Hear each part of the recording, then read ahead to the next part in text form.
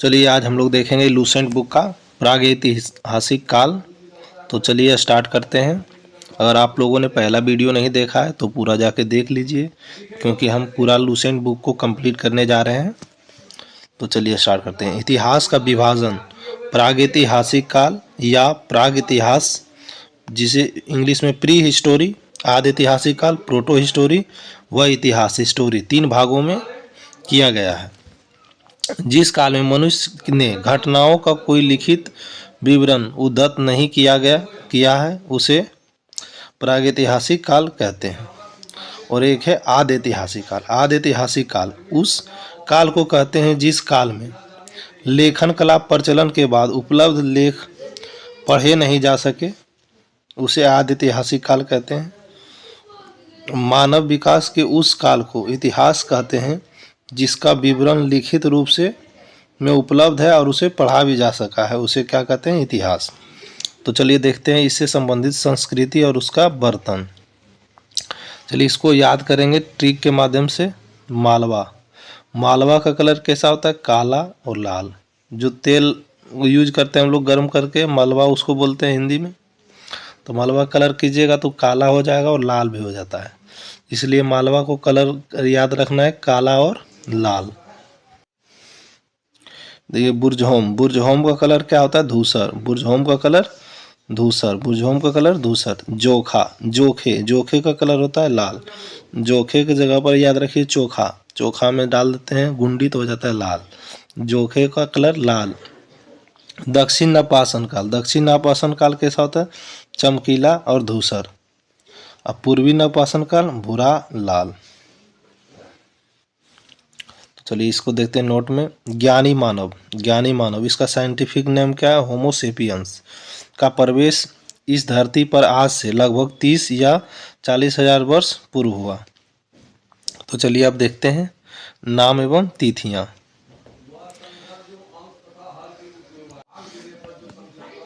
तो देखते हैं पहला टॉपिक है पुरापाषाण काल।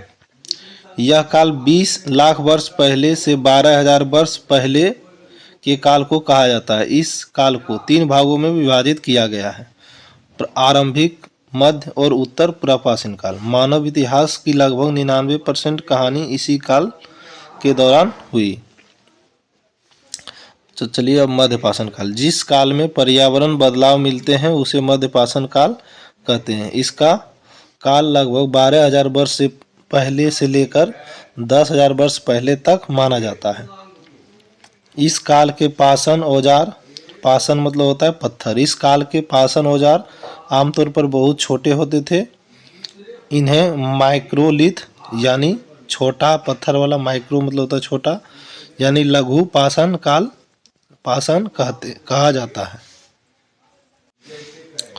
प्रायः इन औजारों में हड्डियां या लकड़ियों के मुट्ठी लगे हंसिया, आरी जैसे औजार मिलते हैं। चलिए महत्वपूर्ण तिथि को याद करते हैं। मध्यपाषाण काल 12 से 10,000 वर्ष पहले को कहते हैं मध्यपाषाण काल। बसने की प्रक्रिया कब आरंभ हुआ था? तो 12,000 वर्ष पहले हुआ था। नवपाषाण काल का आरंभ कब हुआ? 10,000 वर्ष पहले हुआ था। मेहरगढ़ में बस्ती का आरंभ लगभग 8,000 वर्ष पहले हुआ था। नवपाषाण काल, इसकी शुरुआत लगभग 10,000 वर्ष पहले से होता है। तो चलिए देखते हैं पूर्व पाषाण युग या पुरापाषाण काल के मानव की जीविका का मुख्य आधार क्या था? शिकार था। शिकार पुरापाषाण काल में आदि मानव का मनोरंजन का भी साधन था। चलिए इधर देखते हैं। आग का आविष्कार पुरापाषाण काल में हुआ और पहिए का आविष्कार नवपाषाण काल में हुआ। चलिए इसको याद कैसे करते हैं? आग जहाँ लगता है तो बोलते हैं पूरा आग लग गया, तो हो गया पुरापाषाण काल।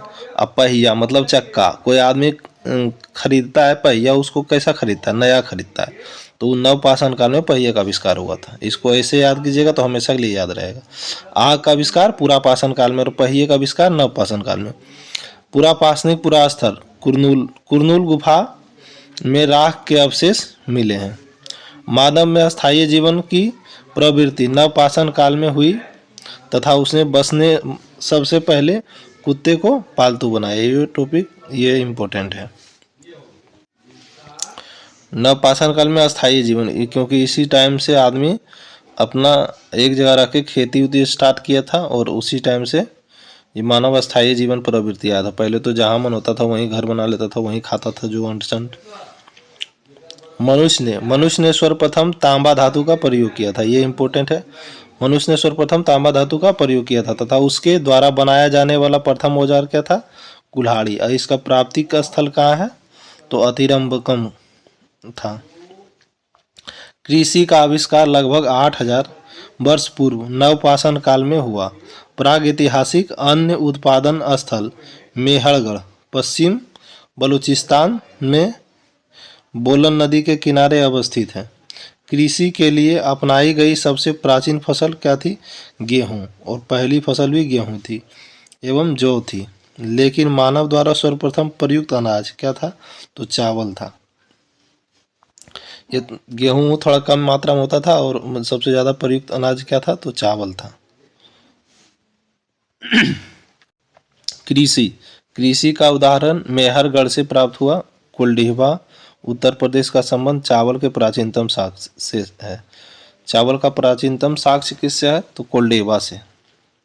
मेहरगढ़ से ही प्राचीनतम स्थायी जीवन मेहरगढ़ से साक्ष्य मिले हैं। मेहरगढ़ में एक कब्र में मृतक के साथ बकरी को भी दफनाया गया है। मेहरगढ़ में क्या था? तो मृतक के साथ बकरी को भी दफनाया गया था। भारत में पूर्व विस्तार युग के अधिकांश औजार स्फटिक पत्थर के बने थे। भूगर्भ वैज्ञानिक रॉबर्ट ब्रूसफुट पहले व्यक्ति थे जिन्होंने 1863 में भारत के पुरापाषाण कालीन औजारों की खोज की। पल्लावरन नामक स्थान पर प्रथम भारतीय पुरापाषाण कलाकृति की खोज की गई थी। भारत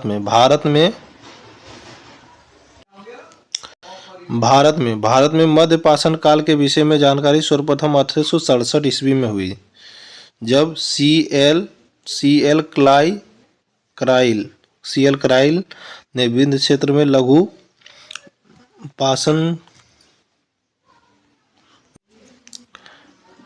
पाषाणोपकरण जिसको इंग्लिश में माइक्रोलिथ खोज निकाले थे। भारत का पहला अस्थि पंजर मध्य पाषाण काल से ही सर्वप्रथम प्राप्त होने लगता है। भारत में नवपाषाण कालीन सभ्यता का आरंभ ईसा पूर्व 4000 के लगभग हुआ था। भारत का सबसे प्राचीन नगर मोहनजोदड़ो था। भारत का सबसे प्राचीन नगर क्या था? तो मोहनजोदड़ो था। सिंधी भाषा में जिसका अर्थ होता है मृतकों का टीला। मोहनजोदड़ो का अर्थ क्या होता है सिंधी भाषा में? मृतकों का टीला। असम का श्वेत भूगिब्बन भारत में पाया जाने वाला एकमात्र मानव कपि है। इनाम गांव ताम्रपाषाण युग या चालकोलिथिक युग की एक बड़ी बस्ती है। इसका संबंध जॉर्वे संस्कृति से है। भारत में शिवालिक की पहाड़ी से जीवाश्म का प्रमाण मिला है।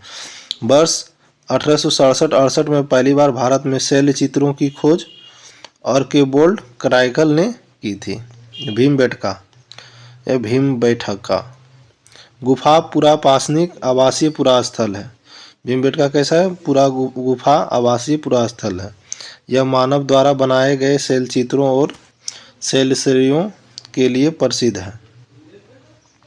इन चित्रों को पुरापाषाण काल से मध्य पाषाण काल के समय का माना जाता है। ये चित्र भारत का उपमहाद्वीप में मानव जीवन के प्राचीनतम चिन्ह है। यह मध्य प्रदेश के रायसेन जिला में स्थित है। यह अब्दुल्लागंज शहर के पास राता पानी वन्यजीव अभ्यारण्य विंध्य श्रेणी के दक्षिण किनारे के अंदर स्थित है। इसकी खोज 1957-58 में डॉक्टर विष्णुधर वानकर द्वारा की गई थी। भीमबेटका को भारत पुरातत्व सर्वेक्षण भोपाल मंडल ने अगस्त 1990 में राष्ट्रीय महत्व का स्थल घोषित किया था। ये भी इम्पोर्टेंट है। इसके बाद जुलाई 2003 में यूनेस्को ने इसे विश्व धरोहर घोषित किया। भारत का मनुष्य संबंधी सबसे पहला प्रमाण साक्ष्य नर्मदा घाटी से मिला है। अब नोट देखते हैं। नोट में क्या है? भारतीय नागरिक सेवा के अधिकारी रिजले प्रथम व्यक्ति थे जिन्होंने प्रथम बार वैज्ञानिक आधार पर भारत की जनसंख्या का प्रजातीय विभेदीकरण किया। चलिए अब पढ़ेंगे सिंधु घाटी सभ्यता।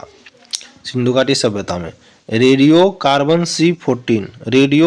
C14 जैसी नवीन विश्लेषण पद्धति के द्वारा सिंधु सभ्यता की सर्वमान्य तिथि 2400 ईसा पूर्व से 1700 ईसा पूर्व मानी जाती है। इसका विस्तार त्रिभुजाकार है। सिंधु सभ्यता का विस्तार कैसा है? तो त्रिभुजाकार है।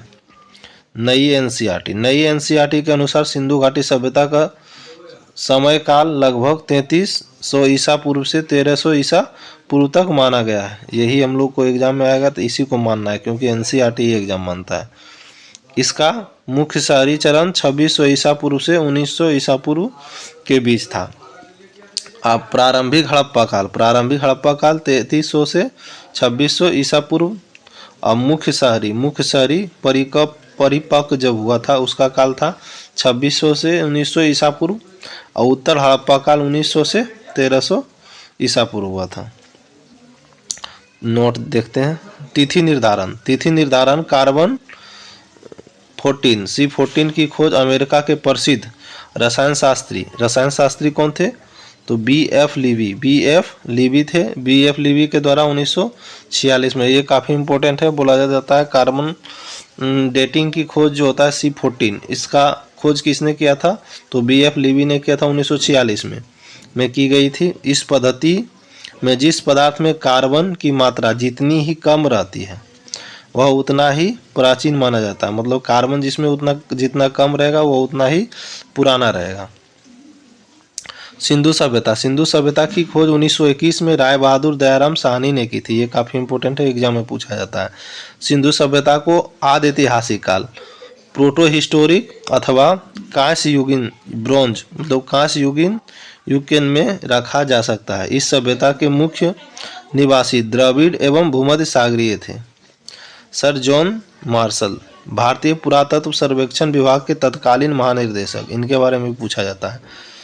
सर जॉन मार्शल ने 1924 ईस्वी में सिंधु घाटी सभ्यता नामक एक उन्नत नगरीय सभ्यता पाए जाने की विधिवत घोषणा की। इन्होंने कहा थी 1924 में जब खोज किया था, बोले एक सिंधु घाटी सभ्यता नाम का एक ऐसा स्थल था जो कि उन्नत नगरीय सभ्यता था, उसका विधिवत घोषणा किए थे ये सर जॉन मार्शल ने।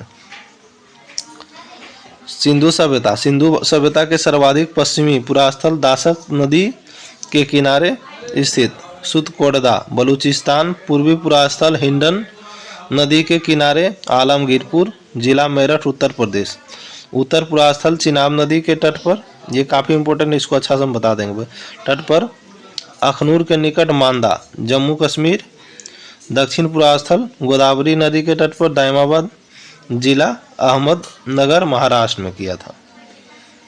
सिंधु सभ्यता सेंधव सभ्यता नगरीय सभ्यता थी। सेंधव सभ्यता से प्राप्त परिपक्व अवस्था वाले स्थलों में केवल 6 ही बड़े नगर की संज्ञा दी गई है। ये है कौन कौन है? तो मोहनजोदड़ो, हड़प्पा, गनारीवाला, राखीगढ़ी, धौलावीरा, कालीबंगा।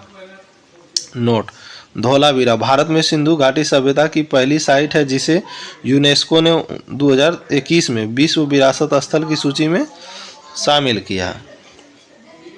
अब इसको देखते हैं। स्वतंत्रता प्राप्ति पश्चात हड़प्पा संस्कृति के सर्वाधिक स्थल गुजरात में खोजे गए। स्वतंत्रता के बाद मतलब 1947 के बाद सर्वाधिक स्थल कहाँ खोजा गया?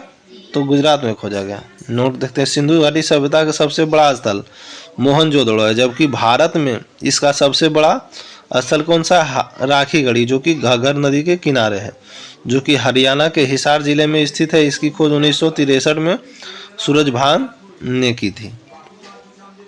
लोथल एवं सुतकोटदा सिंधु सभ्यता का बंदरगाह था। लोथल एवं सिंधुकोटदा का क्या था? तो सिंधु सभ्यता का बंदरगाह था। जुते हुए खेत और नक्काशीदार ईंटें का प्रयोग का साक्ष्य कहाँ से मिला था? कालीबंगा से प्राप्त हुआ था। ये भी इंपॉर्टेंट है। जुते हुए खेत और नक्काशीदार ईंट का प्रयोग कालीबंगा से हुआ था। मोहनजोदड़ो से प्राप्त स्नानघर संभवतः सेंधव सभ्यता की सबसे बड़ी इमारत थी, जिसके मध्य स्थित स्नान कुंड 11.88 मीटर लंबा, 7.01 मीटर चौड़ा एवं 2.43 मीटर गहरा था। इस स्नान कुंड में दो तरफ से उतरने के लिए सीढ़ियां बनाई गई थी और चारों ओर कमरे बनाए गए थे। इसमें भरने के लिए पानी कुएं से निकाला जाता था। इसका उपयोग के बाद इसे खाली कर दिया जाता था। शायद यह विशिष्ट नगरीय विशेष अवसरों पर स्नान किया करते थे। अब देखते हैं अग्निकुंड, यज्ञ वेदी, जो हम लोग यज्ञ अग्नि कुंड करते हैं, लोथल और कालीबंगा से प्राप्त हुआ। जो त्रिभुज टाइप बना कर उसमें हवन करते हैं, धूप डालते हैं, उसको अग्निकुंड का प्राप्ति कहाँ से हुआ था? लोहल और कालीबंगा से। मोहनजोदड़ो, मोहनजोदड़ो से प्राप्त एक सील पर 3 मुख वाली देवता पशुपति नाथ की मूर्ति मिली है। उनके चारों ओर, ये याद कर लीजिएगा, एग्जाम में पूछता है कि कौन इनमें से नहीं था। उनके चारों ओर क्या था? तो हाथी, गेंडा, चीता और भैंसा विराजमान था। तो मोहनजोदड़ो से प्राप्त सील में कौन कौन सी मूर्ति था? उसमें जानवर का चित्र था, तो हाथी, गेंडा, चीता और भैंसा विराजमान था। मोहनजोदड़ो से नर्तक की कांस्य मूर्ति मिली है। मोहनजोदड़ो से नर्तक की कांस्य की एक मूर्ति भी मिली है। हड़प्पा की मोहरों पर सबसे अधिक एक सींग वाला पशु का अंकन मिलता है। यहाँ से प्राप्त एक आयताकार मोहर में स्त्री के गर्भ से निकलता पौधा दिखाया गया है। मनके बनाने के कारखाने लोथल एवं चंद्रहुदड़ो से मिले हैं। मनके बनाने के कारखाने कहाँ से मिला है? लोथल और चंद्रहुदड़ो से मिले हैं। सिंधु सभ्यता की लिपि भाव चित्रात्मक है। यह लिपि दाईं से बाईं ओर लिखी जाती है। सिंधु घाटी सभ्यता की भाव चित्रात्मक है। ये कैसी लिखी जाती है? दाएं से बाएं ओर लिखी जाती है। जब अभिलेख एक से अधिक पंक्ति का हो जाता है तो पंक्ति दाईं से बाईं और दूसरी ओर दाईं से बाईं से दाईं ओर लिखी जाती है। चलिए इसको हम समझाते हैं बहुत अच्छा तरीका से। देखिए इसको कैसे लिखा जाता था। इधर से दाएं से बाएं शुरू करता था, पंक्ति खत्म हुआ, ऐसे किया, फिर 1 मिनट, दाएं से बाएं किया, फिर इधर खत्म हुआ तो बाएं से दाएं आया, फिर इधर खत्म हुआ, फिर दाएं से बाएं, फिर इधर, ऐसे ऐसे करता था, सांप बनाता था। इधर से शुरू करता था, ऐसे करता था। ठीक है, इसको समझाने के लिए था सिर्फ। चलिए इसको हटाते हैं, सांप। नोट: लेखन कला की उचित प्रणाली विकसित करने वाली पहली सभ्यता सुमेरिया की सभ्यता थी। लेखन कला को उचित प्रणाली विकसित करने वाली सभ्यता कैसी थी? कौन थी? तो सुमेरिया की सभ्यता थी। सिंधु सभ्यता के लोग और नगरों तथा घरों के विन्यास के लिए ग्रिड पद्धति अपनाई गई थी। सिंधु सभ्यता के लोग नगरों और घरों के विन्यास के लिए कैसी पद्धति अपनाए थे? तो ग्रिड पद्धति अपनाए गए थे। यहाँ घरों के दरवाजे, खिड़कियां सड़क की ओर न खुलकर पिछवाड़े की ओर खुलते थे। मतलब घर जो रहता था, सड़क इधर इस साइड जो रोड रहता था इधर, उसका नहीं रहता था, इसके पीछे में रहता था खुला हुआ उसका गेट। केवल लोथल के घरों के दरवाजे मुख्य सड़क की ओर खुलते थे। सिंधु सभ्यता की मुख्य फसल क्या थी? तो गेहूं और जौ। सिंधु सभ्यता की मुख्य फसल गेहूं और जौ थी। सेंधववासी मिठास के लिए शहद का प्रयोग करते थे। उस टाइम रसगुल्ला और लौंग लता नहीं मिलता था, शहद का प्रयोग करते थे मिठास के लिए। मिट्टी से बने हल्का साक्ष्य बनमाली से मिलता है। मिट्टी से बने हल्का साक्ष्य कहाँ से मिलता है? तो बनमाली से मिलता है। रंगपुर एवं लोथल से चावल के दाने मिले हैं, जिसने धान की खेती होने का प्रमाण मिलता है। रंगपुर और लोथल से चावल के दाने मिले हैं, जिसे धान की खेती होने का प्रमाण मिलता है। चावल का प्रथम साक्ष्य लोथल से ही प्राप्त होता है। चावल का प्रथम साक्ष्य कहाँ से प्राप्त होता है? लोथल से प्राप्त होता है। सुतकोटदा, कालीबंगा एवं लोथल से सेंधववासी घोड़े के अस्थि पंजर मिले। घोड़े का अस्थि का पंजर कहाँ से मिला है? सुतकोटदा, कालीबंगा और लोथल से। तौल की इकाई संभवतः 16 के अनुपात में था। जो नाप तौल का अनुपात था, अनुपात 16 के तौल में था। चलिए ये काफी इंपॉर्टेंट है, यहाँ लगभग एक क्वेश्चन पूछ ही देता है हर एक एग्जाम में। सेंधव सभ्यता के प्रमुख स्थल नदी उत्खनन करता एवं वर्तमान स्थिति। पहले उनका नदी हम लोग याद करेंगे, एक ही बार में देख लेते हैं। हड़प्पा हड़प्पा रावी नदी किनारे था और कहाँ स्थित है? पंजाब के पाकिस्तान प्रांत साहिवाल जिला में। हड़प्पा सभ्यता की खोज किसने की थी? दयाराम साहनी ने 1921 में, और माधव स्वरूप बस 1926 में, विलकर 1946 में। इसमें ये ज़्यादा इंपॉर्टेंट है, ये 1921 वाला। हड़प्पा सभ्यता की खोज किसने की? दयाराम साहनी ने। मोहनजोदड़ो सिंधु नदी किनारे है। पाकिस्तान के सिंध प्रांत का लड़काना जिला में राखालदास बनर्जी 1922 में इसको खोज किए थे। मैके ने 1927 में, व्हीलर ने 1930 में। इसको सिर्फ याद रखना है, राखल बनर्जी 1922 में। चंदहुदड़ो सिंधु नदी किनारे सिंध प्रांत पाकिस्तान नवाब शाह जिला में। इसकी खोज मैके ने किया था। एनजी मजुआदर 1931 में। कालीबंगा, कालीबंगा घग्गर नदी किनारे राजस्थान के हनुमानगढ़ जिला में। अमलानंद घोष ने किया था 1921 में। बीबी लाल एवं बी के थापड़ 1961 में किए थे। कोट दीजी किस नदी किनारे है? सिंधु नदी किनारे। कहाँ अवस्थित है? सिंध प्रांत का खैरमपुर स्थान पर। फजल अहमद ने 1953 में खोजा था। रंगपुर किस नदी पर? मादर नदी किनारे। गुजरात का काठियावाड़ जिले में रंगनाथ राव ने 1953-54 में खोज किया था। रोपड़ किस नदी किनारे? सतलज नदी किनारे। पंजाब का रोपड़ जिला में इसकी खोज किसने किया था? यगदा शर्मा। ये इंपॉर्टेंट है, 1953 से 56 के बीच में किया था। लोथल आदमी किस नदी किनारे? भोगवा नदी किनारे। गुजरात का अहमदाबाद जिला में रंगनाथ राव 1954 में। आलमगीरपुर हिंडन नदी किनारे, उत्तर प्रदेश का मेरठ जिला। इसकी खोज यगदा शर्मा ने 1958 में किए थे। सुटकोटदा दासक नदी किनारे पाकिस्तान के मकरान में समुद्र तट के किनारे स्थित है। ऑरेंज अस्टाल ने 1927 में खोज किया था। बनमाली रंगोई नदी किनारे हरियाणा का हिसार जिला में। रविंद्र सिंह बिष्ट ने 1974 में खोज किया था। धौलावीरा किस नदी के? लूनी नदी किनारे। गुजरात के कच्छ जिला खादिर बेस्ट द्वीप पर है। जेपी जोशी ने 1967 से 68 में। रविंद्र सिंह बिष्ट 1991 में खोजा था। तसोकर सादीकोर नदी किनारे है, दक्षिण बलूचिस्तान में है। जॉर्ज डेल्स ने 1962 में खोज किया। सुतकोटदा नदी किनारे कच्छ गुजरात में। गजपति जोशी ने 1964 में खोज किया था। राखीगढ़ी घग्गर नदी किनारे हिसार जिला में है। खोज 1963 में सूरजभान अमरेंद्र नाथ 1967-68 में किए थे। इसमें सारा इंपॉर्टेंट नहीं है, जो इंपॉर्टेंट होगा उसको टिक लगा देंगे, उसको केवल याद करना है। दैमाबाद परवरा नदी किनारे है, अहमदनगर महाराष्ट्र में। खोज किया था 1958 में बीपी बोपदीकर। एम.एन. देशपांडे 1958 से 59। एस.आर. राव 1975 से 76। एम.एस.आई. 1978 से 79। बालाकोट कुनहार नदी किनारे खैबर पख्तूनख्वा प्रांत मंदसहरा जिला पाकिस्तान। जॉर्ज एफ डेल्स ने 1963 से 70 के बीच किया था। मांडा चिनाब नदी जम्मू कश्मीर में। जेपी जोशी ने किया था खोज। ये भी इंपॉर्टेंट है। रोजदी भादर नदी गोंडल तालुका सौराष्ट्र में था। यहाँ 1982 से 95 के बीच कई बार खुदाई हुई था। एक मीताथल चौरांग व यमुना के मध्य भिवानी हरियाणा में। इसका सूरजभान सिंह ने 1968 में किया था। तो चलिए इसको ये इम्पोर्टेंट है। दैमाबाद इम्पोर्टेंट है। राखीगढ़ इम्पोर्टेंट है, और इधर हड़प्पा इम्पोर्टेंट है। मोहनजोदड़ो, कालीबंगा, कोटजीदी, रंगपुर, लोथल, आलमगीरपुर, ये सब इम्पोर्टेंट है। तो चलिए वन नदी को देखते हैं फास्ट में।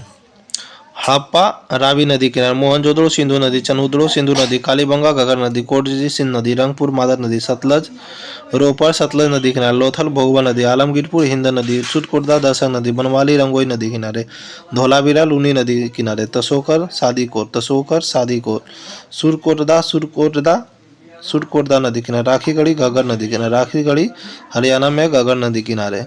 दैमाबाद परवरा नदी किनारे। बालाकोट कुनहार नदी किनारे। मांडा चिनाब नदी। रोजदीजी भादर नदी। मीताथल चिरांग और यमुना नदी के मध्य पर है।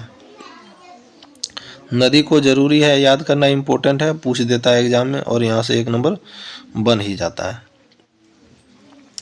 तो चलिए देखते हैं। सेंधव सभ्यता के लोग यातायात के लिए 2 पहिए एवं 4 पहिए वाली बैलगाड़ी या भैंसा गाड़ी का उपयोग करते थे।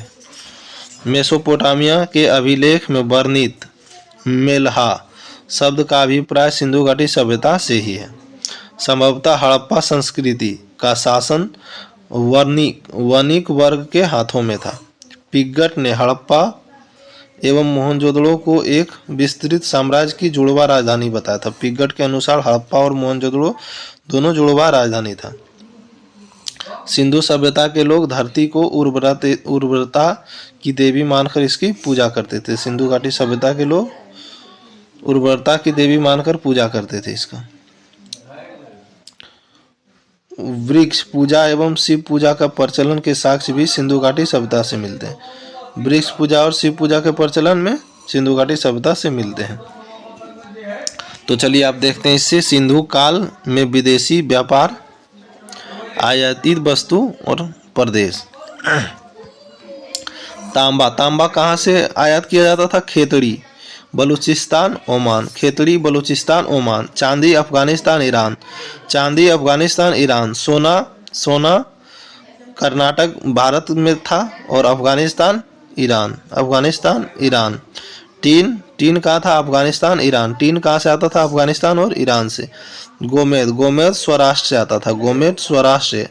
लाजबर्ता मेसोपोटामिया से। सीसा ईरान से, सीसा कहाँ से आता था? ईरान से। ये काफ़ी इंपॉर्टेंट, इसको भी याद करना है। एक बार फिर देखते हैं। तांबा खेतड़ी बलूचिस्तान ओमान, चांदी अफगानिस्तान ईरान, सोना Karnataka Afghanistan Iran, tin Afghanistan Iran, गोमेद स्वराष्ट्र, लाजबर्त मेसोपोटामिया और सीसा ईरान से। इसको याद कर लीजिएगा, 1-2 बार कीजिएगा तो याद हो जाएगा। अब चलिए देखते हैं स्वास्तिक चिन्ह संभवतः हड़प्पा सभ्यता की देन है। इस चुनाव से सूर्य उपासना का अनुमान लगाया जाता है। सिंधु सभ्यता के नगरों में किसी भी मंदिर के अवशेष नहीं मिले। सिंधु सभ्यता में मातृ देवी की उपासना सर्वाधिक प्रचलित थी।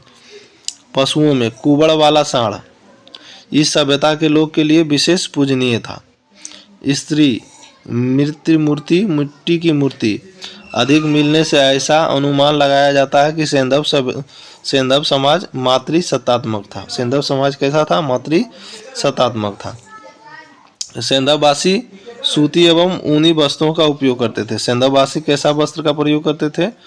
सूती एवं ऊनी वस्त्रों का उपयोग करते थे। मनोरंजन के लिए सेंधववासी मछली पकड़ना, शिकार करना, पशु एवं पक्षी आपस में लड़ाना, चौपाल और पासा खेलना आदि सेंधव सभ्यता का प्रयोग करते थे। और अभी का बच्चा क्या करता है मनोरंजन के लिए? पबजी खेलता है, फ्री फायर खेलता है। उस टाइम पे आता तब नहीं खेलता। सिंधु सभ्यता के लोग काले रंग से डिजाइन किए हुए लाल मिट्टी के बर्तन बनाते थे। ये इम्पोर्टेंट है। सिंधु सभ्यता के लोग काले रंग के डिजाइन किए हुए लाल मिट्टी के बर्तन का प्रयोग करते थे। मिट्टी को लाल पका देता था, उसको बोलता था टेराकोटा, और उस पर काला कलर के डिजाइन कर देता था। सिंधु सभ्यता के लोग तलवार से परिचित नहीं थे। कालीबंगा एकमात्र हड़प्पाकालीन स्थल था जिसका निचला शहर सामान्य लोगों के रहने हेतु भी किले से घिरे हुआ था। कालीबंगन का अर्थ होता है काली चूड़ियाँ। यहाँ से पूर्व हड़प्पा स्तरों के खेत जोते जाने का और अग्नि पूजा की प्रथा का प्रमाण मिला है। कालीबंगा से का अर्थ होता है काली चूड़ियाँ। पर्दा प्रथा एवं वेश्यावृत्ति सेंधव सभ्यता में प्रचलित था। पर्दा प्रथा और वेश्यावृत्ति सेंधव सभ्यता में प्रचलित था। शवों को जलाने एवं गाड़ने यानी दोनों प्रथाएं प्रचलित थी। हड़प्पा में शवों को दफनाने जबकि मोहनजोदड़ो में जलाने की प्रथा विद्यमान थी। लोथल एवं कालीबंगा में युग्म समाधियां मिली है। सेंधव सभ्यता के विनाश का संभवतः सबसे प्रभावशाली कारण बाढ़ था। आग में पकी हुई मिट्टी को टेराकोटा कहा जाता है। तो अगले वीडियो हम लोग देखेंगे वैदिक सभ्यता। आज के लिए इतना ही। Thank for watching. Bye bye, take care. पढ़ते रहिए, मस्त रहिए।